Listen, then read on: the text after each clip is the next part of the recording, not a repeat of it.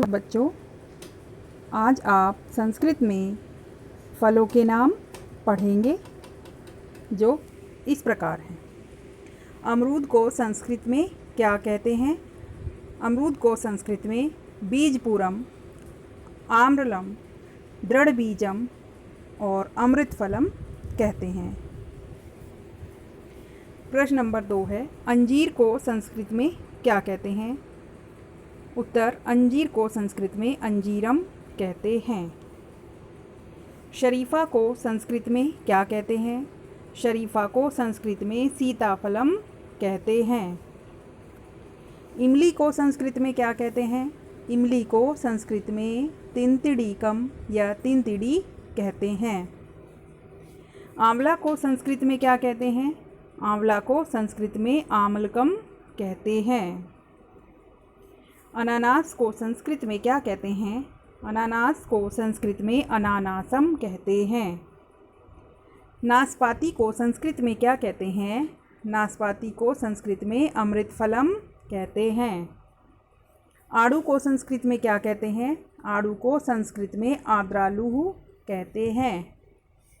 ककड़ी का संस्कृत नाम क्या है? ककड़ी को संस्कृत में करकटिका कहते हैं।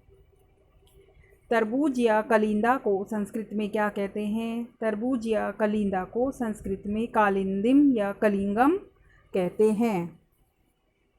आम को संस्कृत में क्या कहते हैं? आम को संस्कृत में आम्रम कहते हैं। लीची को संस्कृत में क्या कहते हैं?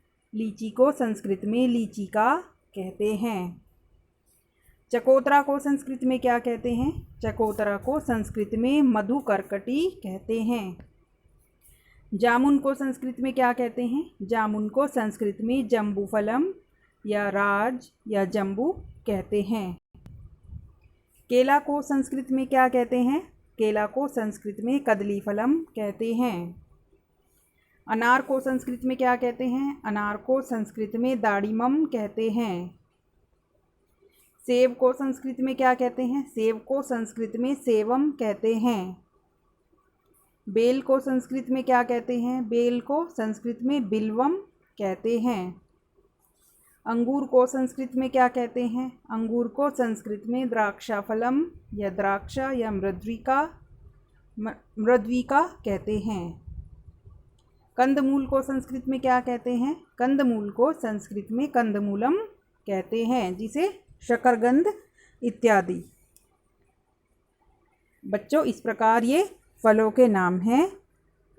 ठीक है, आपको वीडियो पसंद आई हो तो लाइक और कमेंट ज़रूर करें। धन्यवाद।